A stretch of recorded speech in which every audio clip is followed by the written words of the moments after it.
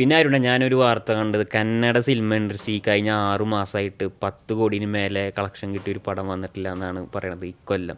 Kannada industry പണ്ട് തൊട്ട് അങ്ങനത്തെ ഒരു ഇൻഡസ്ട്രിയാണ്, ഒരു നിർഗുണ ഇൻഡസ്ട്രി തന്നെയാണ്. ഒരു KGF വന്നതുകൊണ്ട് കന്നഡ ഇൻഡസ്ട്രിക്ക് എന്തായാലും വലിയ മാറ്റങ്ങളൊന്നും വന്നിട്ടില്ല. KGFും കാന്താരയും ഒരു ഒറ്റപ്പെട്ട സംഭവങ്ങളായിട്ട് തന്നെ മാറിയിരിക്കുകയാണ്. ഇപ്പോൾ കാന്താരയുടെ സെറ്റിൽ ഇപ്പം 3 പേര് ആ ഷൂട്ടിംഗ് നടന്നുകൊണ്ടിരിക്കുമ്പോൾ 3 പേര് മരിച്ചു എന്നുള്ളൊരു വാർത്തയാണ് അവിടെ നിന്ന് വരുന്നത്. അല്ലാതെ അവിടെ സിനിമകൾ ബോക്സ് ഓഫീസ് പരമായിട്ട് വലിയ കാര്യമായിട്ട് പെർഫോം ചെയ്യില്ല. ഇപ്പോൾ ബാംഗ്ലൂർ സിറ്റി തന്നെ എടുത്തു കഴിഞ്ഞാൽ ഹിന്ദി സിനിമകളും തെലുങ്കും തമിഴ് സിനിമകളൊക്കെയാണ് അവിടെ ഒരു മെയിനായിട്ട് പെർഫോം ചെയ്യുക. അപ്പോൾ അവിടുത്തെ ഒരു ലീഡിങ് സ്റ്റാർസ് എന്ന് പറയുന്നത് ഇപ്പോൾ നിലവിൽ യഷാണ്. ഇപ്പോൾ യഷിൻ്റെ ഒരു സിനിമ ഇപ്പോൾ അടുത്ത് ഇറങ്ങുന്നില്ല. അല്ലാത്ത സ്റ്റാർസിനൊന്നും അവിടെ അത്രത്തോളം ഒരു വലിയ മാർക്കറ്റില്ല. പിന്നെ ദർശൻ, അദ്ദേഹം ജയിലിലാണല്ലോ. പിന്നെ ശിവരാജ് കുമാറാണ് കുറച്ച് പടം ചെയ്യണമെന്ന് തോന്നുന്നു. ശിവരാജ് കുമാർ സിനിമകൾ ചെയ്യുന്നുണ്ടെങ്കിൽ അദ്ദേഹം ഒരു പോപ്പുലാരിറ്റി കാര്യങ്ങളൊക്കെ ഉണ്ട്, പക്ഷെ വലിയൊരു സ്റ്റാർഡം ഉള്ള ഒരു ആക്ടറല്ല കന്നഡ ഇൻഡസ്ട്രിയെ സംബന്ധിച്ചിടത്തോളം നിലവിൽ കറന്റ് സിനാരിയോയില്. അപ്പോൾ ഒരു അങ്ങനെ സ്റ്റാർസ് ഇല്ലാത്ത ഇൻഡസ്ട്രിയാണ്. അങ്ങനെ ഓഡിയൻസ് സ്റ്റാർസ് അല്ല, ഇന്ന് ഓവർ ബഡ്ജറ്റ് ആണെന്ന് തോന്നുന്നു. എനിക്ക് തോന്നുന്നു അവിടുത്തെ എല്ലാ പടങ്ങളും അവർ ഈ തമിഴ് പടങ്ങൾ, പക്ഷെ അതിനുള്ള ബഡ്ജറ്റിലൊന്നും എല്ലാം എടുത്തേക്കണ്. പിന്നെ പുനീതിൻ്റെ ഒരു മരണം, അതൊക്കെ മൊത്തത്തിൽ എങ്ങനെ ആ ഇൻഡസ്ട്രി വർക്ക് ചെയ്യണമെന്ന് എനിക്ക് ഭയങ്കര ഇത് തോന്നിയിട്ടുണ്ട്. കാരണം നമ്മൾ നോക്കുമ്പോൾ ജനസംഖ്യ നോക്കുമ്പോൾ നമ്മളായിട്ടും കൂടുതലുണ്ട്, അല്ലെങ്കിൽ നമ്മുടെ ഏകദേശം ഉണ്ട്. പക്ഷെ എന്തുകൊണ്ടാണ് അവിടുത്തെ പടങ്ങൾ ഇത്രയധികം കളക്ഷൻ കിട്ടാത്തത്? ഒരു 50 കോടിയൊക്കെ എനിക്ക് തോന്നുന്നു ആവറേജ് കളക്ഷൻ എന്നൊക്കെ. അവിടുത്തെ ഓഡിയൻസ് വന്നത് അവരുടെ സിനിമകൾ കാണില്ല എന്നുള്ളതാണ് ഏറ്റവും വലിയ റീസൺ. അവർ ഒരു 2010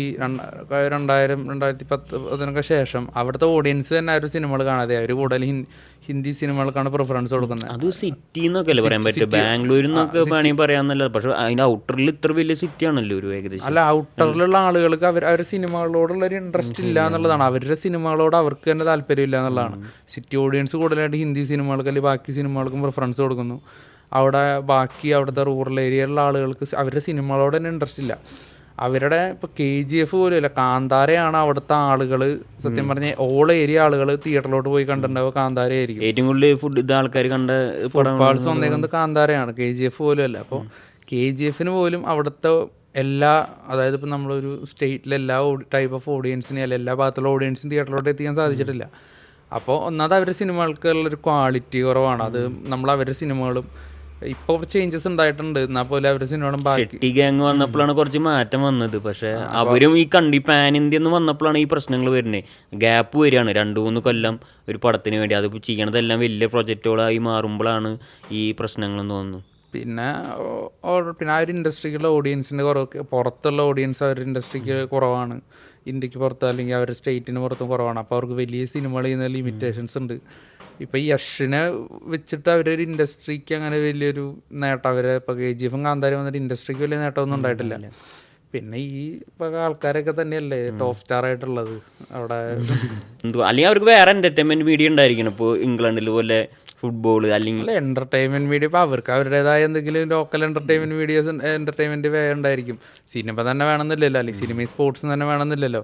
ഇപ്പോൾ കർണാടകയിൽ ഇപ്പോൾ ബാംഗ്ലൂർ പോയിട്ടുള്ള ആൾക്കാരുണ്ടാവും, മൈസൂർ പോയിട്ടുള്ള ആൾക്കാരുണ്ടാവും, അല്ലെങ്കിൽ ഇപ്പോൾ ബാംഗ്ലൂർ, മംഗലാപുരം, അല്ലെങ്കിൽ ടൂറിസ്റ്റ് പ്ലേസ് വിസിറ്റ് ചെയ്യാൻ പോയ ആൾക്കാരുണ്ടാവും. അല്ലാതെ അവരുടെ ഒരു നോർമൽ സിറ്റി വിട്ട് കഴിഞ്ഞാൽ അവരുടെ ലൈഫ് സ്റ്റൈൽ എങ്ങനെയാണ്, അവരുടെ ലിവ്ലിഹുഡ് എങ്ങനെയാണെന്ന് പല ആൾക്കാർക്ക് അറിയില്ല, അവിടുത്തെ ജീവിത സാഹചര്യങ്ങൾ എങ്ങനെയാണ്.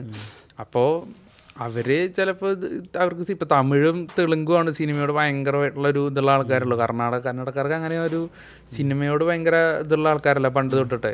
പക്ഷെ അവരുടെ പൊളിറ്റിക്കൽ പാർട്ടീസ് ആയാലും ഇത് നോക്കിയാലും ഇപ്പോൾ ബാംഗ്ലൂർ തന്നെ ഓട്ടോ സ്റ്റാൻഡിൻ്റെ അവിടെ ഈ സിനിമ നടന്മാരുണ്ടായിരിക്കും.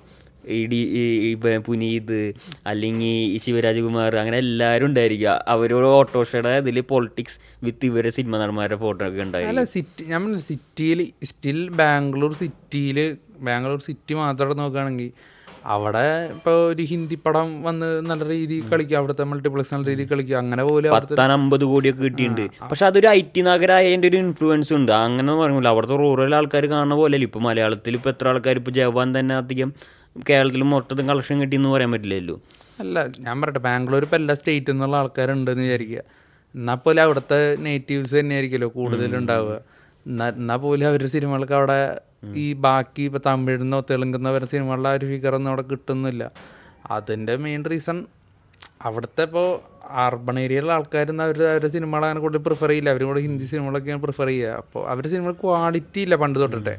പിന്നീട് ഈ ഒരു കഴിഞ്ഞൊരു 6-7 വർഷമായിട്ടാണ് കുറച്ച് ക്വാളിറ്റി സിനിമകൾ അവർ ഇറക്കി തുടങ്ങുന്നത്. അപ്പോൾ അതും കണ്ടിന്യൂസ് ആയിട്ടില്ല. അപ്പോൾ അങ്ങനത്തെ കുറച്ച് ഇപ്പോൾ ഓഡിയൻസിന് ആ ഒരു സിനിമകളോട് താല്പര്യം വരാൻ സമയം എടുക്കും, ക്ഷമ വേണം. അതൊന്നും നടക്കില്ല. അവർ ലാംഗ്വേജ് ഭയങ്കര ഇഷ്യൂ ആണ്. ലാംഗ്വേജ് എന്താ കത്തി കയറി എല്ലാവന്മാര് ലാംഗ്വേജ് എന്ന് പറഞ്ഞിട്ട്. പിന്നെ അനാവശ്യമായിട്ട് തഗ് ലൈഫിൻ്റെ ഇടയിലൊക്കെ ഒരു ഇതൊക്കെ ഇവൻ പ്രശ്നം ഉണ്ടായി, തഗ് ലൈഫ് റിലീസ് ചെയ്യിച്ചില്ല. എന്തായാലും നന്നായി. എന്തായാലും അവർ ഭാഗ്യമുണ്ട്. അത് പിന്നെ തമിഴ്നാട്ടിൽ തന്നെ അതിന് വിപരീത അഭിപ്രായം ഉണ്ടായിരുന്നു. ഓൾറെഡി അങ്ങനെ അല്ലല്ലോ. അപ്പോൾ